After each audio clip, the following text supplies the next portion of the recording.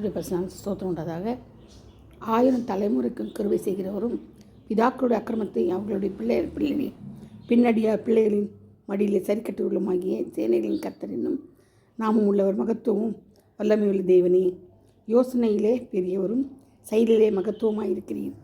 அவனவனுக்கு அவனுடைய வழியில் தக்கதாகவும் அவனுடைய கிரியைகளின் பலனுக்கு தக்கதாகவும் அளிக்கும்படி உம்முடைய கண்கள் பூமியின் மனுபுத்திரருடைய எல்லா வழிகளின் மேலும் நோக்கமாக இருக்கிறது.